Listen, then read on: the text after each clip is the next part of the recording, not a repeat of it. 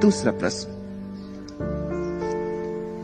गीता में कृष्ण ने कहा है कि जब जब धरती पर संकट आता है मैं अवतार लेता हूं।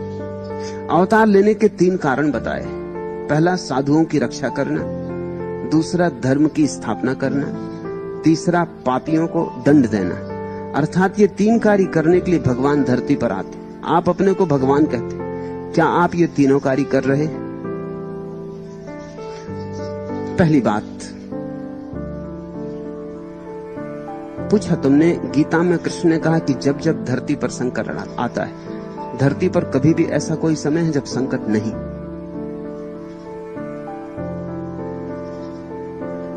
धरती संकट है, यहां होना संकट में होना है। कब ऐसा समय था जब संकट नहीं था?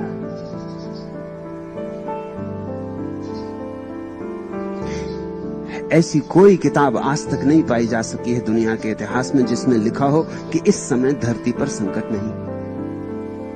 सभी किताबें कहती हैं कि बड़ा संकट है। हालांकि सभी किताबें कहती हैं कि पहले संकट नहीं था, लेकिन वो पहले कब था? क्योंकि उस समय की किताबें कहती हैं कि संकट था।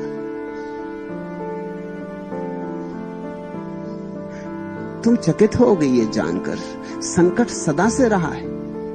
संकट धरती का स्वभाव है, होना ही चाहिए, क्योंकि धरती छोड़नी, धरती से मुक्त होना है। यहां अगर संकट ना होगा तो धरती छोड़ोगे किस लिए? धरती से मुक्त किस लिए होगे? यहां अगर संकट ना होगा तो धर्म की कोई जरूरत ही ना रह जाएगी। बीमारी ही ना होगी तो औषधि की क्या जरूरत होगी? थोड़ा सोचो। धर्म की सदा जरूरत है, क्योंकि संकट सदा है, आदमी सदा बीमार है। तुम सोचते हो कभी कोई ऐसा युग था, सतयुग, जब लोग बीमार नहीं थे? कोई युग था रामराज्य, जब लोग बीमार नहीं थे? जरा राम की कहानी देखो, राम के पिता खुद ही बीमार मालूम पड़ते। एक जवान औरत के प्रेम में बेटे को निकाल दिया, अन्याय किया। ये सतयुग था?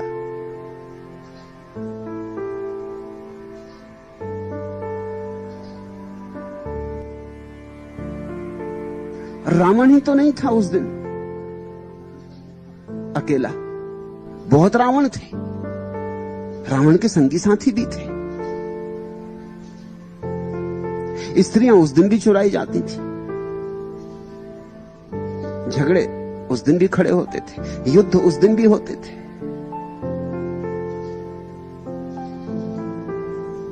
कौन सी हालत बेहतर थी? क्या था जिसके गुणगान करते हो? अगर गौर से देखने जाओगे और ईमानदारी से जांच करोगे तो तुम पाओगे रामराज्य भी रामराज्य नहीं था। रामराज्य इस धरती पर कभी रहा ही नहीं। कल्पना में है आदमी की, होना चाहिए, आशा है, मगर फलता कभी नहीं। कृष्ण जब थे तब कौन सा इस जगत में आनंद था? युद्ध था, भयंकर युद्ध हुआ। तुम कोई स्मरण कर सकते हो और पीछे लौटो, परशुराम, तो कोई दुनिया में शांति रही होगी? परशुराम ने फरसा लेकर पृथ्वी को अनेक बार क्षत्रियों से समाप्त कर दिया, खाली कर दिया, विधवाएं ही विधवाएं छोड़ी। बुरे आदमी तो बुरे होते ही होंगे, भले आदमी भी बहुत भले नहीं थे। परशुराम कोई बहुत भले आदमी नहीं मालूम पड़ते।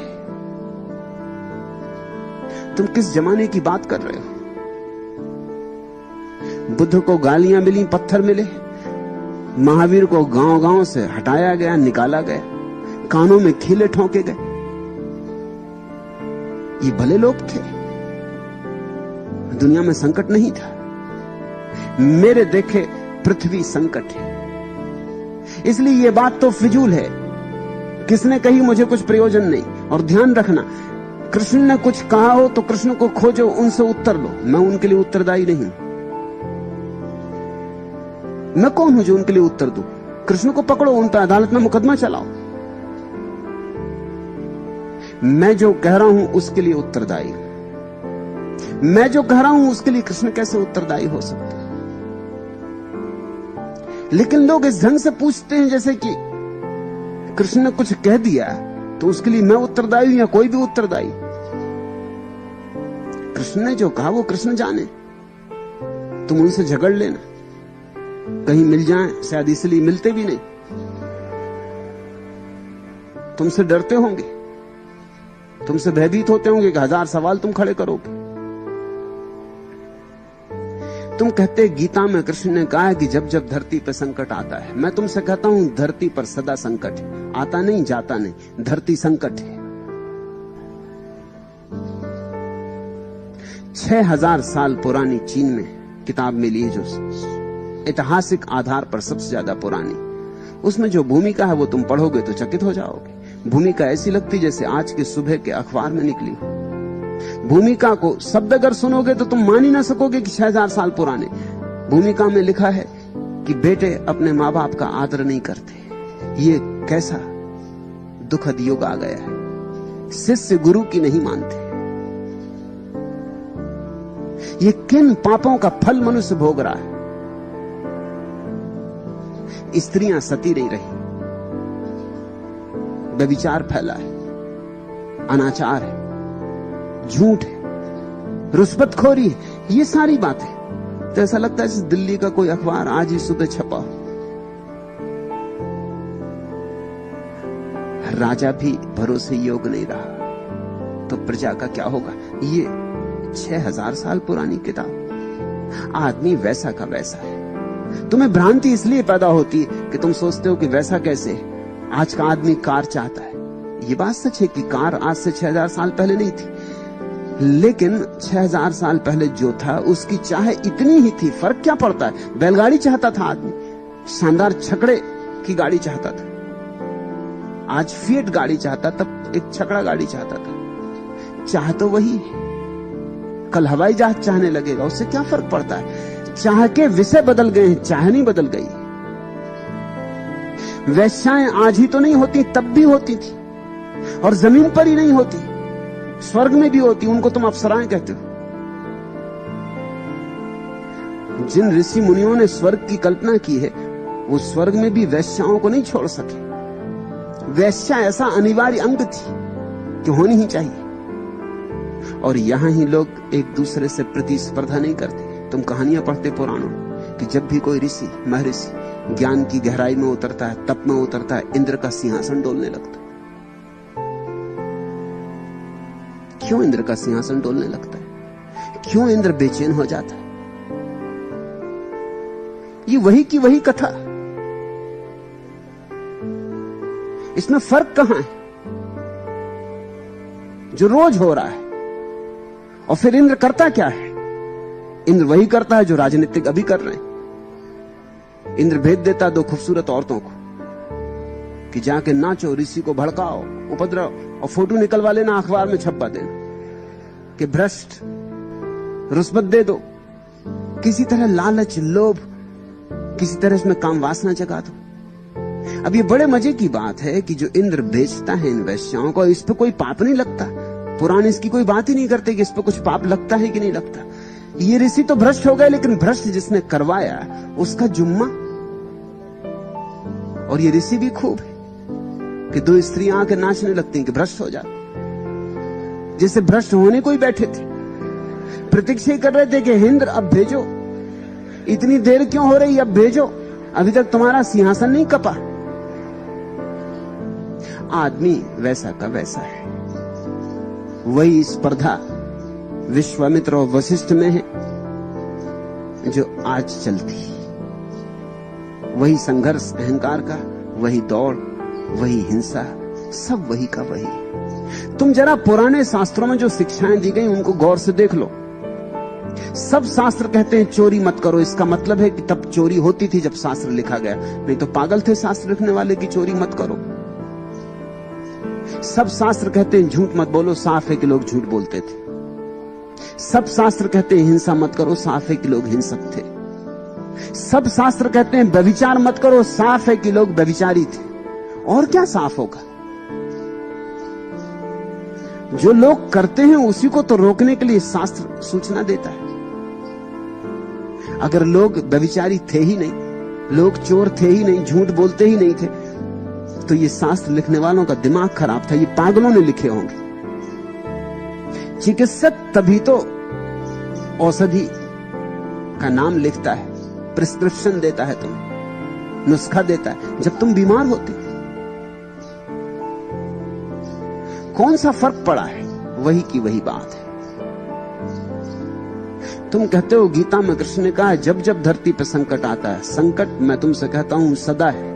धरती संकट है, यहां होना संकट है, आता नहीं जाता नहीं। तब तब मैं अवतार लेता हूं। अवतार लेने के 3 कारण बताए। साधुओं की रक्षा करना, पहली बात, साधुता में ही रक्षा है, किसी और की आने की जरूरत नहीं। जो साधुता अपने आप अपनी रक्षा न कर सके वो साधुता नहीं। साधुता का मतलब क्या होता है? बड़ी नपुंसक साधुता हुई कि कृष्ण को आना पड़े साधुओं की रक्षा करने। फिर साधुता का अर्थ क्या हुआ? साधुता में बल क्या है? ये तो असाधु से कमजोर हुई। असाधु तो अपनी रक्षा खुद कर लेता है और साधु के लिए कृष्ण को आना पड़ता है। ये साधु बड़े नपुंसक रहे होंगे। साधुता में रक्षा है, सत्य में बल है।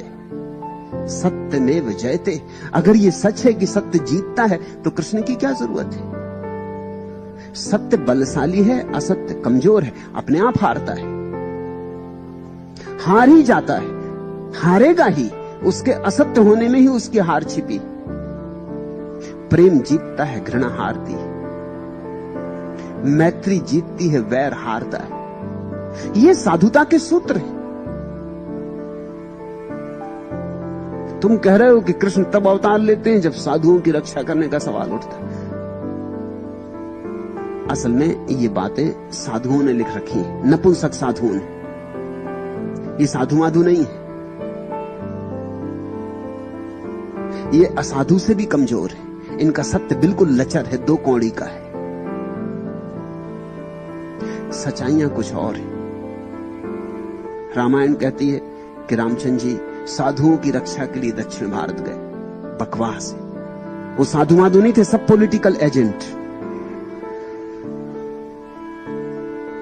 वो राम की सेवा में संयुक्त थे और वहां जासूसी कर रहे थे दक्षिण में रावण के खिलाफ।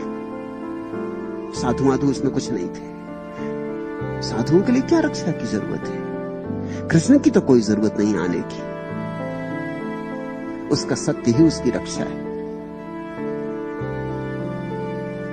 लेकिन ये तरकीबें, ये बहुत पुरानी राजनीति की तरकीबें। ईसाईयत का इतिहास कहता है कि ईसाई पहले अपने पादरी को भेजते किसी देश में बाइबल लेके,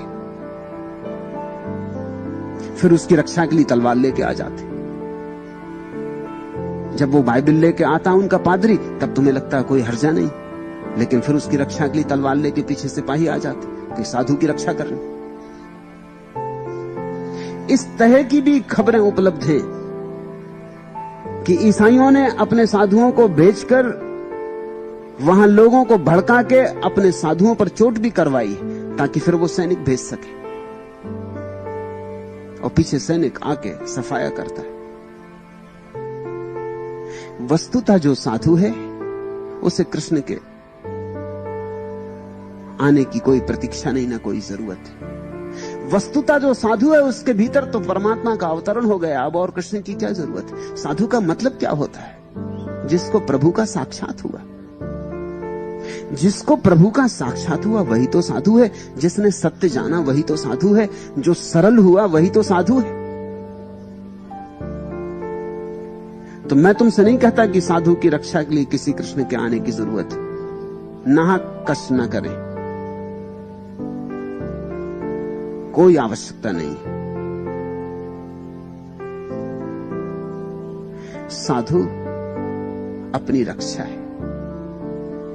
और तुम कहते हो धर्म की स्थापना करना। धर्म की स्थापना नहीं की जाती, और ना कभी धर्म स्थापित होता है, ना अस्थापित होता है। धर्म तो वही है जो शाश्वत है। कृष्ण थोड़ी धर्म की स्थापना करते। धर्म तो इस जगत का नियम है। धर्म ने तो इस जगत को धारण किया है, इसलिए उसको धर्म कहते हैं। जैसे आग जलाती है और गर्म है, ऐसा ही इस अस्तित्व का स्वभाव धर्म है। धर्म यानी स्वभाव, किसी को आके स्थापना थोड़ी करनी पड़ती। तो कृष्ण के पहले क्या मामला था? धर्म नहीं था, कृष्ण ने स्थापना की। फिर कृष्ण के बाद क्या हुआ? धर्म समाप्त हो गया। धर्म तो इस जगत को संभालने वाले सूत्र का नाम है, लेकिन तुम्हारे मन में कुछ और बातें। हिंदू धर्म की रक्षा, हिंदू धर्म धर्म नहीं है और न मुसलमान धर्म धर्म है। ये तो सब राजनीतियों के जाल है। धर्म तो एक ही है, ना वो हिंदू है, ना मुसलमान है, ना ईसाई है, न जैन है, न बौद्ध है। धर्म तो वह है जब तुम अपने भीतर परिपूर्ण शांति में उतरते हो तो अनुभव करते हो, उस अनुभूति का नाम धर्म है। जब तुम अपने अंतरतम में डूब जाते हो तो जिसका तुम्हें स्वाद मिलता है उसका नाम धर्म है। लेकिन हिंदू धर्म को रक्षा की जरूरत मालूम होती, इस्लाम को रक्षा की जरूरत मालूम होती, ईसाई को रक्षा की जरूरत मालूम होती है, धर्म नहीं। तो मैं तुमसे कहता हूं धर्म तो सदा है, जो सदा है उसी का नाम धर्म है। उसकी न कोई स्थापना करनी होती, न कभी कोई उसे मिटा सकता। उसका मिटना संभव ही नहीं है। अगर धर्म मिट जाए तो हम सब बिखर जाएं। अगर धर्म मिट जाए तो चांतारे ना चले, सूरज ना निकले, पानी ना बहे, हवा ना उठे, फूल ना खिले, पक्षी ना गाएं, लोग ना हो। धर्म टूटा कि सब टूट जाए। धर्म तो सबको जोड़े हुए। धर्म तो वह धागा है जिसने सब सारे फूलों को अपने में गूंथा हुआ है और माला बनी। ये सारा अस्तित्व गुथा है, जिससे गुथा है उस सूत्र का नाम धर्म है। कृष्ण इत्यादि की कोई जरूरत नहीं है कि इसको स्थापित करें।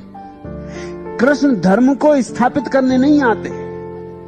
जो धर्म है उसको जानने से कोई कृष्ण होता है, जो धर्म है उसको पहचान लेने से कोई कृष्ण होता है, जो धर्म है उसके साथ पूरा पूरा संगीत बद्ध हो जाने से कोई कृष्ण होता है। कृष्ण को धर्म की स्थापना करने की जरूरत नहीं। ये पंडित पुरोहितों ने लिखा होगा,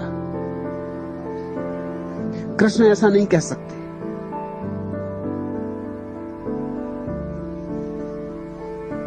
तीसरी बात, तुम कहते हो पापियों को दंड देना। पाप में स्वयं ही दंड निहित है। जब तुम पाप करते हो उसी करने में तुम्हें दुख मिल जाता है। दुख के लिए प्रतीक्षा थोड़ी करनी पड़ती कि कृष्ण आएंगे जब तुम्हें दंड देंगे। चोरी तुम करोगे, बेईमानी तुम करोगे, झूठ तुम बोलोगे, हिंसा हत्या तुम करोगे, फिर कृष्ण आएंगे डंडा लेके और तुमको दंड देंगे। इसमें तो बड़ी झंझट होगी। और उन पे भी तो कुछ दया करो। कृष्ण यही धंधा करते रहे। कृष्ण कोई पुलिस वाले? कृष्ण पर थोड़ा तो सद्भाव लाओ। नहीं, इस जगत की व्यवस्था ऐसी है कि तुमने गलती की कि दंड मिला। आग में हाथ डालते हो जल जाता है ना। ऐसा थोड़ी कि आग में हाथ डाला फिर बैठे हाथ में डाले फिर आए कृष्ण, उन्होंने कहा क्यों जी तुमने आग में हाथ क्यों डाला, अब हम तुम्हें जलाएंगे। अगर ऐसा होता हो तो बड़ी झंझट हो जाए, बड़ी मुश्किल हो जाए। आग में हाथ डालने से जलना हो जाता है। तुम जरा सोचो, जब तुम क्रोध करते हो तो जल जाते हो या नहीं? और क्या दंड चाहिए? क्रोध में आग है और क्रोध में नरक है। भोग लिया नरक तुमने। तो मैं तुम्हें यह कहना चाहता हूं कि मेरी दृष्टि में पुण्य का फल पुण्य में छिपा है, दंड का पाप का दंड में छिपा है। यही धर्म है। यहां जो शुभ करता है शुभ पाता है, और यहां जो अशुभ करता है अशुभ पाता है। जहर पियोगे मर जाओगे, अमृत पियोगे अमृत हो जाओगे। बीच में किसी की कोई आवश्यकता नहीं। ये जो नियम है, ये जो रित है, इसी का नाम धर्म है। तो तुम पूछ रहे हो, अर्थात ये तीन कार्य करने के लिए भगवान धरती पे आते, तो ये भगवान तुम्हारे वहीं से नहीं कर सकते ये कार्य? इनमें इतनी भी अकल नहीं कि टेलीफोन लगवा लें।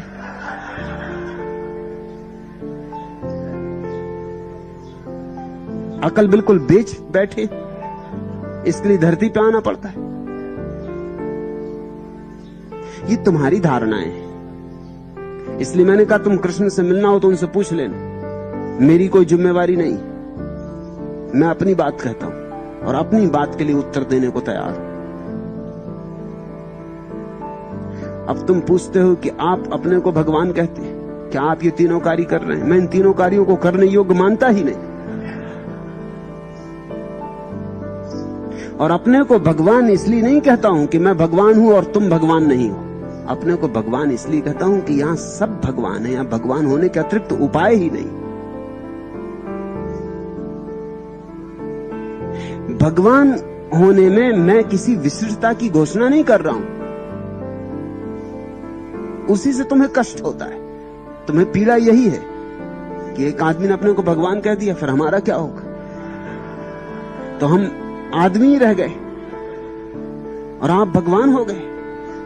जब मैं भगवान कह रहा हूं तो मैं यही कह रहा हूं कि आदमी भगवान है, पौधे भगवान है, पक्षी भगवान है, पशु भगवान। भगवत्ता हमारा सहज स्वभाव है। भगवान होना हमारी कोई विशिष्ट बात नहीं, ये हमारा सामान्य गुणधर्म। तुम इसे पहचानो, मैंने इसे पहचान लिया, बस इतना ही फर्क होगा। तुम भी इसमें जागो, मैं इसमें जाग गया हूं।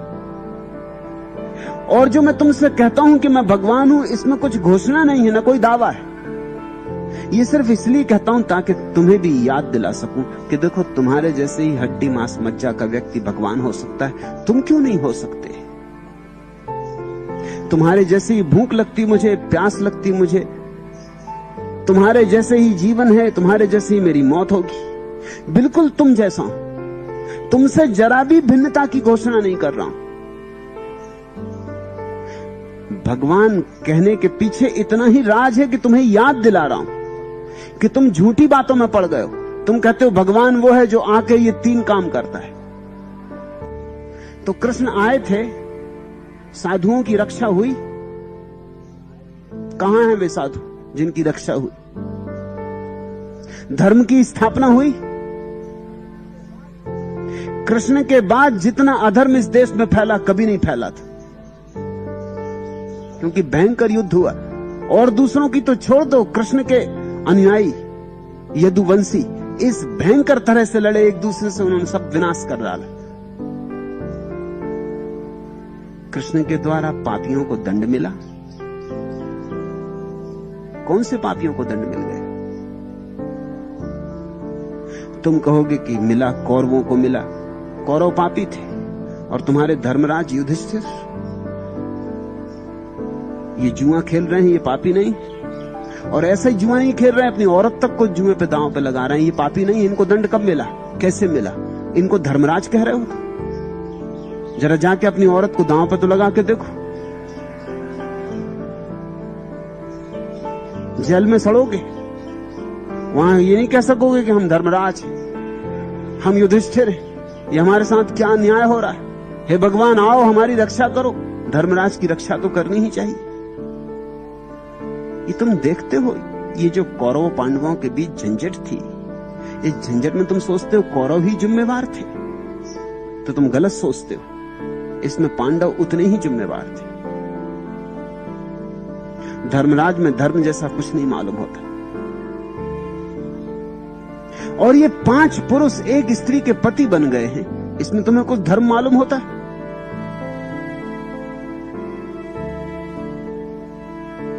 इन्होंने एक अबला को बिल्कुल वैश्या में रूपांतरित कर दिया, इसमें तुम्हें कुछ धर्म मालूम होता है? और ये किस लिए इतने आतुर थे? राज्य के लिए आतुर थे। जैसा दुर्योधन आतुर था, वैसे ही ये भी आतुर थे कि राज्य हमारा हो। राज्य हमारा हो, इसमें तुम्हें कुछ धर्म मालूम होता है? वही बल, वही अहंकार, वही मालकियत, वही कब्जे की आकांक्षा, इसमें तुम्हें धर्म जैसा क्या मालूम होता है? ये कोई साधु थे?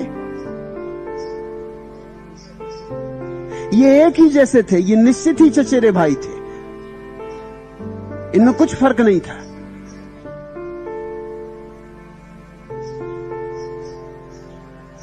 तुम अगर अपनी कथाओं को ठीक से समझोगे तो तुम बड़े हैरान हो जाओगे।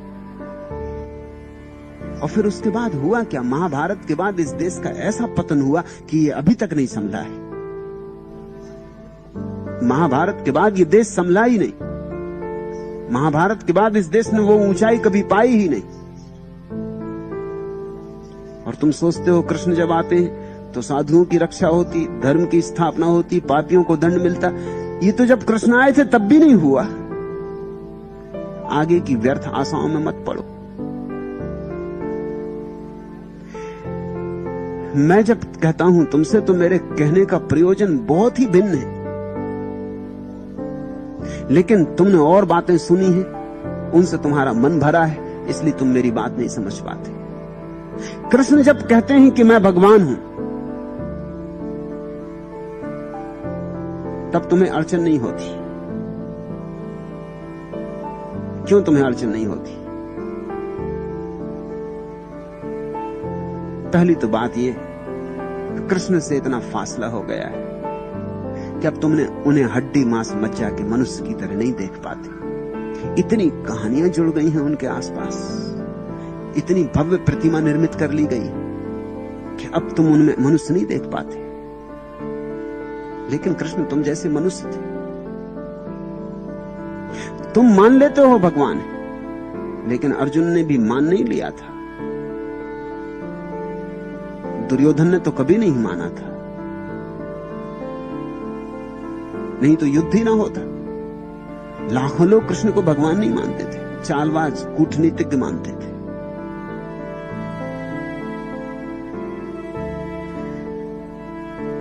जो मौजूद थे उन्होंने कृष्ण को भगवान नहीं माना। तुम मान लेते हो क्योंकि तुम्हें अब असली कृष्ण का कुछ हिसाब नहीं है। तुम भी मौजूद होते तो न मान पाते।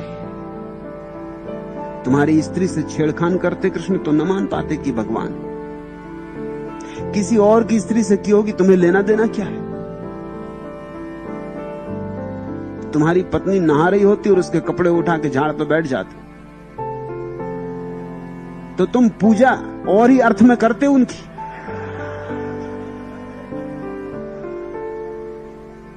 मराठी अर्थ में शिक्षा देते उनको।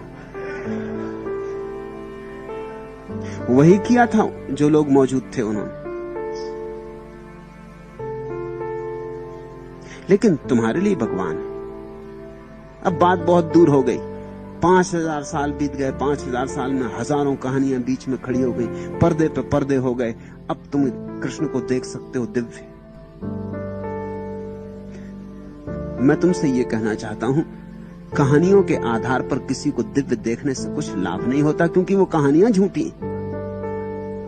दिव्यता को यहां देखो, अभी देखो, सामान्य में देखो, क्योंकि सामान्य में दिव्यता को देख सको तो ही तुम्हारी दिव्यता मुक्त हो सकती है। मैं अगर तुमसे कह रहा हूं कि मैं भगवान हूं तो इसमें मेरा कोई दावा नहीं, इसमें मुझे कोई रस ही नहीं। अगर रस है तो तुम में, और जब तक तुम में मेरा रस है तब तक मैं कहूंगा कि मैं भगवान हूं। जिस दिन मैं देखूंगा कि कोई सार नहीं तुम में रस लेने में, तुम्हें ही रस नहीं है तुम में, तो कब तक मैं रस लूं? उसी दिन भगवान कहना बंद कर दूंगा। उसमें कोई प्रयोजन नहीं, मुझे कुछ लेना देना नहीं। मैं जो हूं, भगवान कहूं ना कहूं इससे क्या फर्क पड़ता है। लेकिन अभी मुझे तुम में रस है, अभी और थोड़ी कोशिश करूंगा, अभी तुम्हें और याद दिलाने की चेष्टा करूंगा, शायद इसी बहाने तुम्हें याद आ जाए। लेकिन तुम ये मान नहीं सकते कि तुम भगवान हो। यही तुम्हारे जीवन में भगवत्ता और तुम्हारे बीच बाधा है कि तुम मान नहीं सकते कि तुम भगवान। तुम्हें लगता है मुझ जैसा पापी और भगवान, मुझ जैसा जुआड़ी और भगवान, मुझ जैसा शराबी और भगवान। मैं तुमसे कहता हूं कि तुम शराब पीते हो, तब इतना ही फर्क पड़ता है कि भगवान शराब पी रहे, और कुछ फर्क नहीं पड़ता। जब तुम जुआ खेलते हो तो इतना ही कि भगवान जुआ खेल रहे। तुम्हारी भगवत्ता अछूती रहती, तुम्हारे कृत्य तुम्हारी भगवत्ता को नहीं छूते। तुम्हारे सब कृत्य स्वप्न जैसे, जैसे रात स्वप्न देखा तुमने और तुम भिखारी हो गए, लेकिन जब आंख खुलती है सुबह तो तुम पाते हो कि तुम भिखारी नहीं हो, अपने बिस्तर पर सोए। तुम्हारे सारे कृत्य स्वप्न जैसे हैं। यही माया के सिद्धांत का अर्थ है। तुमने चोरी की, तुमने शराब पी, तुमने अच्छा किया, तुमने बुरा किया, तुमने मंदिर बनवाया, तुमने पुण्य किया, दान किया, सब के सब तुम्हारे भीतर उठे एक स्वप्न की भांति। जागोगे जिस दिन, उस दिन तुम पाओगे भगवत्ता तुम्हारी, तुम भगवान।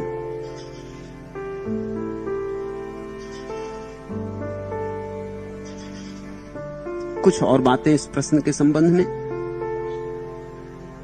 पहली बात, तुमने कहा है कि अवतार तब होता है जब ये 3 काम उसे करने होते। परमात्मा का अवतरण होता है, अवतार नहीं होता।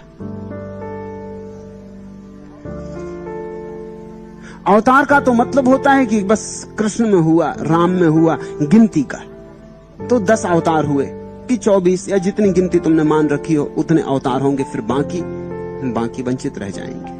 इसलिए मैं कहता हूं परमात्मा का अवतार नहीं होता, अवतरण होता है। जो भी समाधि में पहुंचता है वही परमात्मा का अवतार हो जाता है। करोड़ों लोग पहुंचे, करोड़ों लोग पहुंचेंगे, और प्रत्येक व्यक्ति का यह स्वरूप सिद्ध अधिकार है, जिस दिन चाहे और अपने भीतर समाधि को जन्मा ले, उस दिन वह भी अवतार हो जाएगा। फिर अवतार का कारण कोई हेतु नहीं होता कि ये काम करने के लिए। जब तक कर्ता का भाव है तब तक कहां कोई अवतार। ये तो कर्ता का ही भाव हुआ कि ये काम करने, इसलिए इसमें तो हेतु हुआ, इसमें तो वासना हुई नहीं। अवतरण तब होता है जब सब हेतु समाप्त हो जाते, सब वासनाएं गिर जाती, भीतर कोई करने का कारण ही नहीं रह जाता। जहां कर्ता समाप्त हो जाता वहां अवतरण होता है। तो मेरी धारणाएं अलग है। तुम और शास्त्रों को मेरे बीच में मत लाओ। और जब मैं इन शास्त्रों पर भी बोलता हूं तब भी तुम ध्यान रखना कि मैं अपने पर ही बोलता हूं। मेरी धारणाएं मेरी हैं, मैं तुम्हें अपनी धारणाएं समझा रहा हूं। मुझे इससे कुछ प्रयोजन नहीं कि कृष्ण का क्या अर्थ था, क्या नहीं था। इसमें माथा पच्ची करने में मुझे रस ही नहीं है। मैं कोई पंडित नहीं हूं, ना कोई व्याख्याकार हूं। मेरे पास अपना अनुभव है, वो मैं तुम्हें दे रहा हूं। इसमें कोई हेतु नहीं है। न तो किसी साधु की रक्षा करनी है मुझे, क्योंकि जिसको अभी साधु असाधु में फर्क हो वह अभी अवतार ही नहीं। द्वंद्व जिसके मन में हो वो कहां अवतार है। मैं उस व्यक्ति को कहता हूं परमात्मा जिसके भीतर से द्वंद्व गया। ना अब साधु है कोई, ना असाधु, ना कुछ पाप, ना कुछ पुण्य, ना कुछ धर्म, ना कुछ अधर्म। ये द्वंद्व गया, ये विरोध गया, ये द्वैत गया, सब अद्वय हो गया, सब लीला है, सब एक है। मेरे देखे राम के बिना रावण नहीं हो सकता और रावण के बिना राम नहीं हो सकते। अगर रावण को नष्ट कर दोगे तो राम को भी नष्ट कर दोगे। इसे समझ लेना। जरा सोचो, रावण को अलग कर लो राम की कथा से, फिर कितने राम बचेंगे? क्या बच रहेगा? रावण को अलग करते ही कथा गिर जाएगी। रावण के बिना राम की कथा खड़ी नहीं हो सकती। राम के बिना रावण की कथा खड़ी नहीं हो सकती। दोनों एक दूसरे पर निर्भर हैं। अगर दोनों एक दूसरे पर इतने निर्भर हैं तो तुम उनको अलग अलग मत करो। पाप और पुण्य एक ही सिक्के के दो पहलू हैं, धर्म और अधर्म भी, साधु असाधु भी। जैसे दिन और रात है, जैसे कांटा और फूल है, जैसे स्त्री और पुरुष है, ऐसे सारे द्वंद्व एक दूसरे को संभाले हुए। इस जगत में कभी ऐसा नहीं होगा कि सिर्फ भलाई बचे।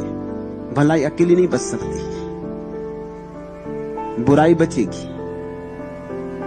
बुराई के साथ ही भलाई बच सकती। और बड़े चमत्कार की बात है कि दोनों में सदा संतुलन रहता है। जितनी भलाई होगी उतनी बुराई होगी, जितनी बुराई होगी उतनी भलाई होगी। संतुलन कभी नहीं टूटता। यहां राम और रावण दोनों सदा हैं। यही तो जगत का द्वंद्व है। इसी को तो मैंने पृथ्वी का संकट कहा। लेकिन अगर अवतार भी देखता है कि ये साधु इसको बचाना, ये असाधु इसको मारना, तो वो अभी अवतार नहीं, अभी उसे असली बात दिखाई नहीं पड़ी। अभी उसे ये नहीं दिखाई पड़ा कि दोनों के पीछे एक ही परमात्मा छिपा है। उसे अभी एक का अनुभव नहीं हुआ है। मुझे ना तो साधु को बचाना है, ना असाधु को मिटाना है, न पुण्य फैलाना है, ना पाप को मिटाना है, न धर्म की स्थापना करनी है, ना अधर्म को उखाड़ना है। फिर मुझे क्या करना है? मुझे तुम्हें याद दिलानी है कि दो जब तक है तब तक भ्रांति है, सपना है, माया है, द्वंद्व है। इन दो के बीच एक को देख लो।